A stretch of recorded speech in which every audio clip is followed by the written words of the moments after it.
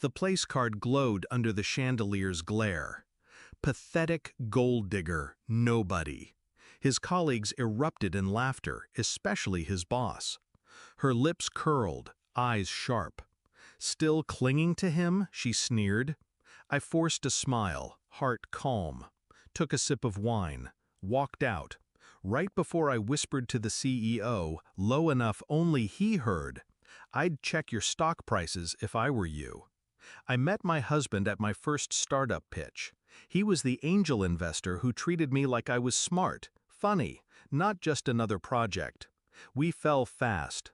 Trusted each other the way addicts trust high. I sold half my shares to fund his foundation site. He told me once, "You build, I'll support." I believed him. Then he got promoted. His income doubled. The praise shifted. People stopped asking her opinion. They asked his vision. I stayed silent. Until the gala.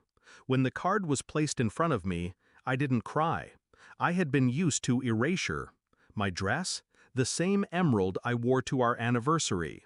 His boss leaned in earlier that evening and whispered, "Nice you're attending. Wonder what he believes in now." I laughed it off, pretended nothing hurt. But they were dangling their power like a threat. They were trying to show me who owned me.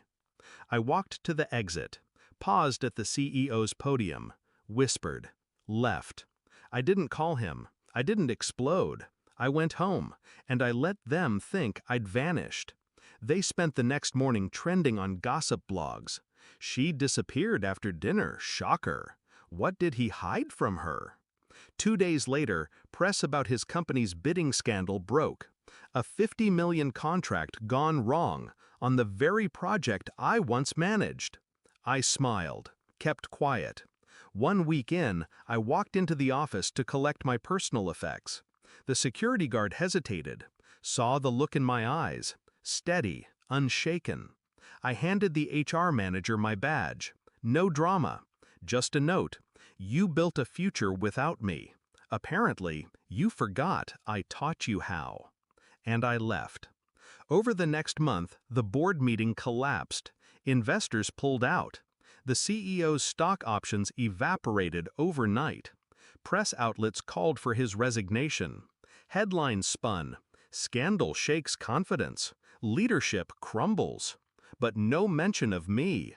No photos of me leaving with files. No tears. 2 weeks later, his boss's promotion was revoked. Her assistant texted me, "We realized you were the smart one." 3 days later, she was let go quietly. No ceremony. No ceremony could have softened the blow. I'm writing this from my new loft upstairs, sun filtering into the open space. I left the startup world, started a consulting firm, one without politics, one where I speak first and others listen. My ex-husband filed for divorce.